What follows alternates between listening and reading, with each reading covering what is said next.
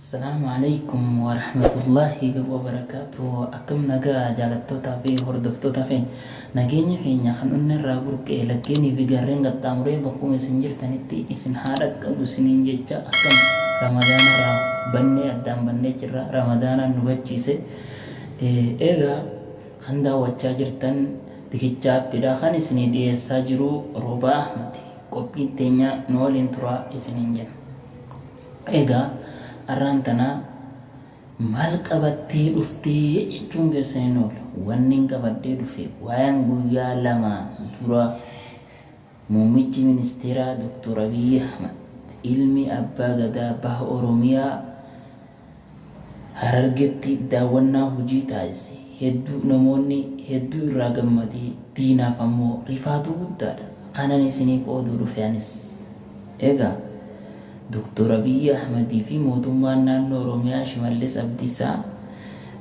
jila isaaniitii wajjin baha Oromiyaa imalanii turan. Imala isaanii kana keessatti hedduu takka gammadan. Hawaasni Harargee hawaasa duraanuu jaalalaan beekamu mee viidiyoo tana nu waliin caqasaa. Akkamitti akka isaan simatan.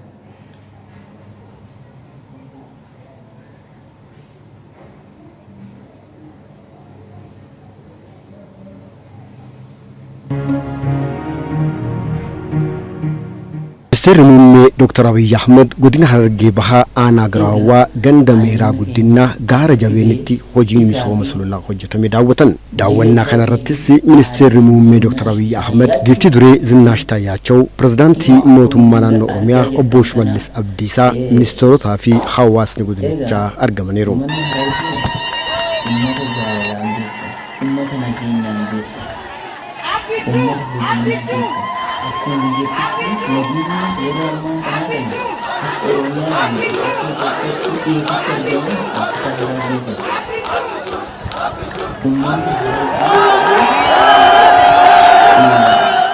Ministeerri muummee Dr. Hojiidhaan beekamu, tokkummaan beekamu, qabsoon illee beekamu. Mootummoota dhufaa dabraa keessatti kan inni qabsoo waliin qabin hin jiru. Seenaa waggaa 50 dabranii innaa laallu Minilik irraa kaasii Haayile Sillaaseen Dargiin Mallasaadhaan kana hundaa wal qabaa dhufe. Har'a garuu gaafa muummichi ministeeraa Dr. Abiy Ahmed Alii dheeraa gara aangootti qabsoo qeerrootiin dhufu as booda qabsoo nugaa nageenya filannaa jee Dr. Abiy Ahmed jalatti kursii qabu eegale. Mootummaan kun akka dhufeen warroonni kutaan dura itti amanee mootummaan kun keenya jee fudhate keessaa baha Oromiyaa kutaa Harargee ture. Garuu nageenya ifiitiif facha misooma ifiitiif tattaafachaa nageenya isaatiif tattaafachuu malee waan biraa keessaa quban qaban. Akkanumaa wajjin gama diinagdeetiin hawaasni keenya kanaan argee kufaatii hamaa keessa galee jira. Hiyyummaaf saaxilamee jira. Kana ammoo kan godhaa jiru mootummaa federaalaa osoo hin ta'in mootummaa naannoo Oromiyaatii fi hattoota akka isaati.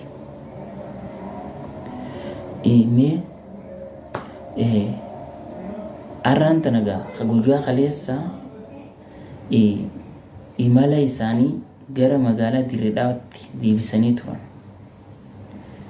Dirree Dhawaarratti ummanni Oromoo Harargee magaalaa Dirree Dhawaa jiraatu bahee Dr. Abiy Ahmed dhiichisaa fi helleedhaan garuu dhiichisaa fi hellee Ramadaana keessa ni hayyamamu. Waa nyaatanillee dhiichisanii hawwisoon afran qalloo dhiichiftee simattee turte. Mee viidiyoo sanis haa waliin daawwannu isin jenna hordoftoota kanatti tole. በኢትዮጵያ ህገ መንግስት የኦሮሚያ አካል ናት፣ የኦሮሚያ ክልል ናት። ድሬዳዋ የሚባል ከተማ በህገ መንግስት የለም። አዲስ አበባ ነው ያለው እንጂ ድሬዳዋ የሚባል ከተማ የለም። hordoftoota keenya Soona Frankallee Baatii Simar. Nama soomala qabu kana duratti nyaachuutti ulfaateessa obbo Shimee. Waan gaaffii yeroo dheertuu hawaasni keenya gaafachaa turan har'a doktora biyya tuttuqee garuu Assalamualaikum warahmatullahi wabarakatuh. Bakuma irraa daawwattan maratti nagaaf salaamanni keenya kan hundi irraa burqee simbara haa goosanii jenna. Kabajamtoota daawwattoota keenya kan daawwachaa jirtan kun Oromiyaa State Media dha. Ani ammoo Dinaawul Ahmadi. Ajandaawwan jajjabaatu guyyaa har'aan tanaa deemaa ture. Ajandaawwan gurguddaa deemaa turan san keessaa daawwannaa muummichi ministeeraatii fi akkasuma ministeerotaa fi pirezidaantiin mootummaa naannoo Oromiyaa obbo Shimallis Abdiisaa dhiyeenya baha Itoophiyaatti taasisaa jiran waan ajaa'ibaa jijjiirama fidaati jira. Kanaa wajjin wal qabatee guyyaa kaleessaa guddina Harargee bahaa aanota akka Gurawaa akkasuma aanaa Ammayyuu Mulluqeetii fi guyyaa gara boodaatti ammoo magaalaa Hararetti daawwannaa kan taasisee fi sagantaa haftiraa kan qopheessu hoggaa ta'u guyyaa har'aan tanaa ammoo magaalaa Dirreedawaatti argamuudhaan gaa muummicha ministeeraatii fi ministeeronni garaagaraa kanneen isaa wajjin dhufan piroojeektiiwwanii fi indastiriiwwan gurguddoo magaalaa Dirreedawaa keessatti hojjetaman daawwataniiti jiru. Simannaan ministeera muummeetiif guyyaa kaleessaa irraa eegalee guddina Harargee bahaatii magaalaa Hararii fi Dirreedawaatti godhamaa jirtu waan ajaa'ibaa isa taateen illee bifa ajaa'ibaatiin dinqisiifatee dubbachaa jira. Daawwannaa baha Oromiyaa tanaa taasiseen dhimma magaalaa Dirreedawaa irratti waan hedduu kantiibaa magaalattiitii wajjin sirreessa jaamee eegama. Hojiiwwan baha Oromiyaatti hojjetamaa jiranii fi akkasuma jaalala hawaasni Harargee